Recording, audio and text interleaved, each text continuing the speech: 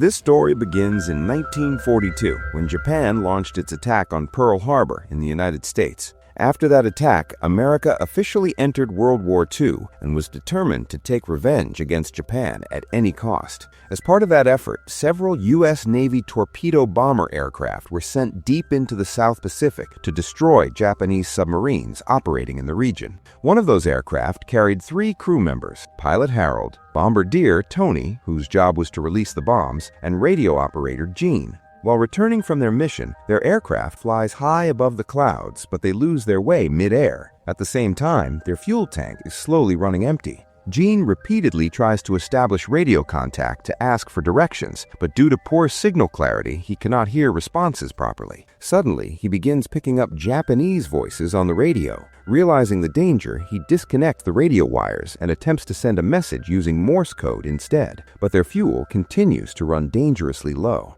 Harold tells Gene that he must reconnect the radio and try again. Gene makes another attempt, but communication still fails. Now Harold has no option left except to attempt an emergency landing in the middle of the vast ocean below. He tells his crew to gather whatever essential equipment they can because the fuel is about to run out. Moments later, the aircraft crashes into the massive waters of the South Pacific. After the landing, Harold manages to free himself quickly, but Tony and Gene's seatbelts get stuck. The aircraft begins sinking, pulling them down with it into the depths. They're dragged underwater, but just before sinking completely, their belts finally release, allowing them to swim back up to the surface, where Harold is waiting. Fortunately, they have an inflatable life raft, and all 3 climb aboard. Now stranded in the endless South Pacific Ocean, they realize they have no food and no drinking water. Everything they needed was inside the aircraft, but since they were trapped during the crash, they could not retrieve anything before it sank. Surrounded by nothing but open ocean stretching endlessly in every direction, the 3 men are completely alone. Still, they firmly believe that the U.S. Navy will soon arrive to rescue them, and for a brief moment, it seems that hope is real. They spot a U.S. Navy aircraft flying overhead. Harold tells them to deploy a parachute into the water so it can be seen from above, since their life raft is too small to be noticed from such a height.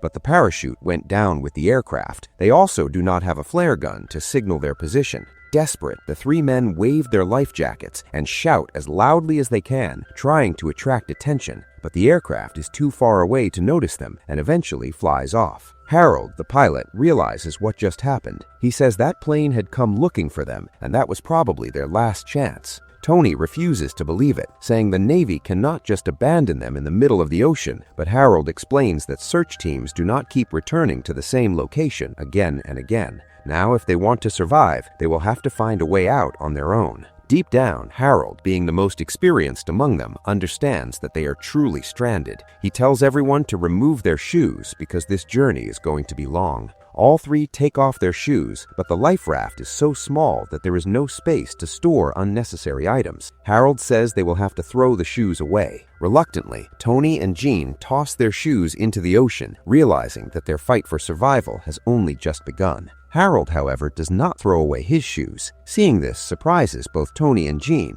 Gene asks why he kept them. Harold explains that if they eventually reach land, one of them may have to walk a long distance, so at least one pair of shoes needs to be saved. And with that thought, their first day in the open ocean passes without food or water. Another major problem is that the raft is too small for all 3 of them to lie down at the same time, so they take turns sleeping. During the night, Harold calmly asks if anyone wants something to drink. Tony and Gene look at him in confusion. Harold then urinates into one of his shoes and drinks it himself, knowing that fresh water will not be easy to find out there. The next morning, Harold explains their situation clearly. They are stranded in the ocean and drifting toward Hawaii, which is nearly 1,900 miles away. Behind them lies South America, almost 6,000 miles away. Being a pilot, Harold has a strong sense of direction and geography. He says that if they continue moving in the right direction, they might reach land in a few weeks. Tony and Gene are stunned by this. Tony points out that even if they somehow make it that far, they will likely die of hunger and thirst long before reaching land. Gene notices the ocean full of fish around them and says they need to try something. Among the few items they have left is a gun magazine containing a spring. They remove the spring and shape it into a fishing hook. They lower it into the water, and soon something bites. Excited, they begin pulling it up, but the line suddenly snaps and the hook is gone. Jean remarks that something in the ocean must be even hungrier than they are. Despite being surrounded by water, the heat under the sun is unbearable. Unable to tolerate it any longer, Jean jumps into the water to cool off. Tony is about to follow, but Harold immediately stops him, saying he has heard that sharks roam these waters. The moment Jean hears this, he quickly climbs back onto the raft. It becomes clear that entering the water is far too dangerous. Time slowly passes, and they complete 5 full days on the raft without a single sip of fresh water or a bite of food. All three grow extremely weak. At one point, Tony can no longer control himself and tries to drink seawater, but Harold stops him, explaining that salt water will only dehydrate him further. The reason they ended up stranded in the first place now becomes painfully clear. Harold had been flying west and asked Jean to confirm their direction. Due to radio confusion, Jean received instructions saying they needed to head east. That navigation error caused them to lose their route, and once the fuel ran out, they were forced down into the ocean. Suddenly, Harold remembers that he has a pencil in his shirt pocket. He becomes visibly relieved. Pulling it out, he says they can create a chart to estimate their exact position. Using the surface of the raft itself, he begins drawing a navigation chart. After calculating their location, Harold realizes they must prevent the raft from drifting aimlessly with the wind. Using life jackets and whatever materials they still have, they create a makeshift anchor. This allows the raft to remain stable in one place. Whenever they release it, they can then move intentionally in the direction of the wind, helping them travel toward the course they actually want to follow. After making the anchor, they lower it into the water, stabilizing the raft so it no longer drifts uncontrollably. Once everything settles, the three men begin to pray. Jean admits that they may not have always done the right things in life, but right now they truly need help. Harold asks God to protect every boat sailing across this vast ocean, reminding him that their raft is one of those boats too. Tony agrees with what his friend has said, but adds that what they need most at this moment is rain. He pleads for rainfall, hoping for water to survive, but nothing happens. Tony becomes disappointed, while Jean tells him to give God some time. Night falls, and while all three are asleep, rain finally begins to pour. After many painful days, they are able to drink fresh water for the first time. The relief is overwhelming because their bodies had become severely dehydrated. The next day, Jean is again seen trying to catch fish. He has been attempting it for days, but still has not caught a single one. Harold tells him he has never seen a fisherman with more patience. Jean has been trying for an entire week without success. Jean replies that where he comes from, there's a saying, if you don't catch, you don't eat. Still, frustration begins to take over. He pulls a knife out of his pocket. Harold immediately warns him, reminding him that he has told him countless times to keep that knife safely in his pocket because it is the only object capable of puncturing their raft. Jean ignores the warning and waits for a fish to come close. The moment he spots movement in the water, he strikes with the knife. Instantly, he panics, thinking he has stabbed the raft itself. He admits he made a mistake. Harold quickly tells him not to pull the knife out because if the raft has been punctured, removing it would allow water to rush in and sink them. But when Jean looks closely, he realizes he has actually stabbed a baby shark. He pulls it onto the raft, and together they kill it. When they cut open its stomach, several small fish spill out as well. After an entire week, they finally eat solid food for the first time. The meal not only brings relief and happiness, but also restores some much-needed energy to their exhausted bodies.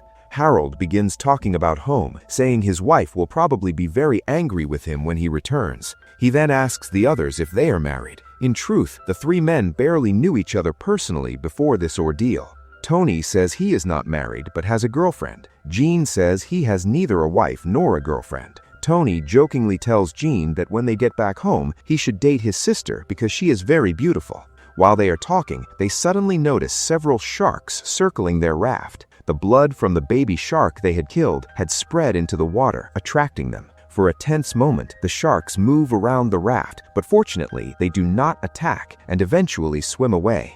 The South Pacific is known for its dangerous shark population, and at any moment those predators could have overturned the raft and killed them all. This time, luck is on their side, and they survive. Although they now have food and have managed to drink water, their strength slowly begins to fade again as the days pass. One night, while Gene is sitting with his hand resting in the water, a shark suddenly attacks, biting his arm and leaving it badly injured.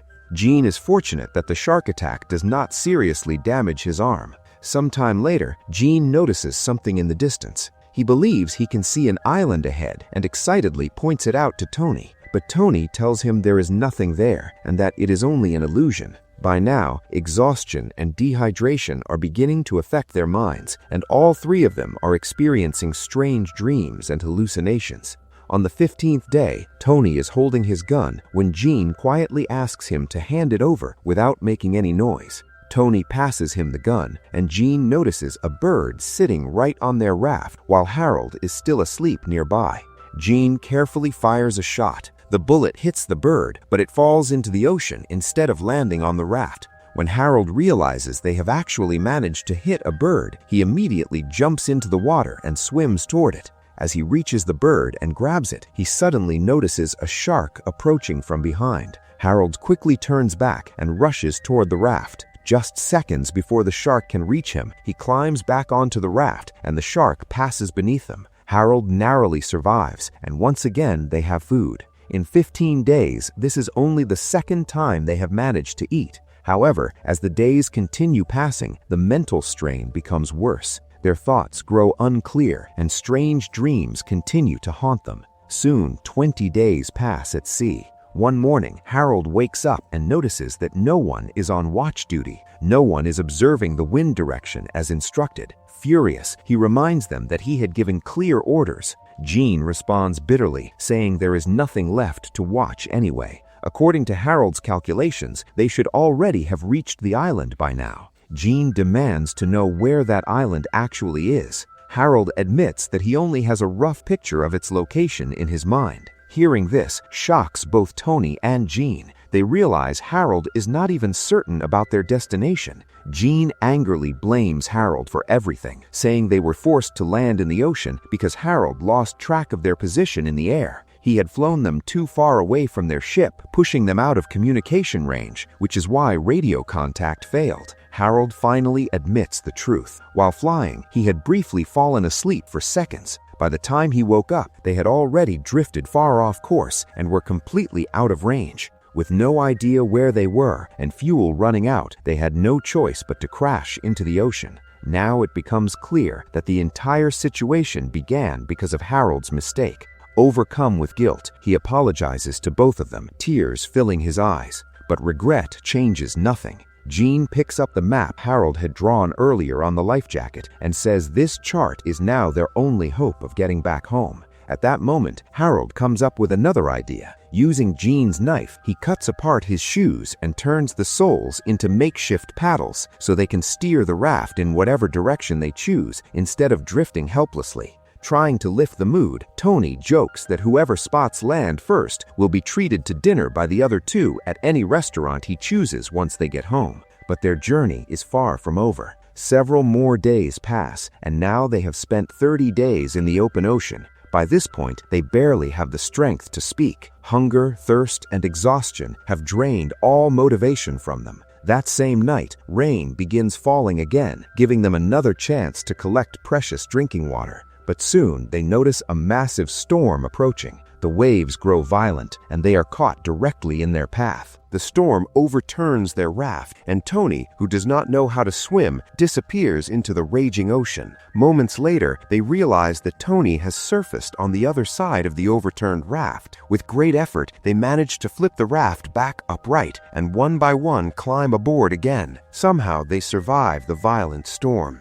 The next morning, all three of them are completely exhausted. Whatever little supplies they still had were lost in the ocean during the storm. By now, they have almost accepted that they may not survive. They lie on the raft like living corpses, drifting helplessly, while memories of home begin to consume their thoughts. Harold thinks about his wife, while Gene starts hallucinating. He sees a woman sitting across the ocean, imagining Tony's sister exactly as Tony had once described her. Gene tells Tony that he feels like he has fallen in love with her.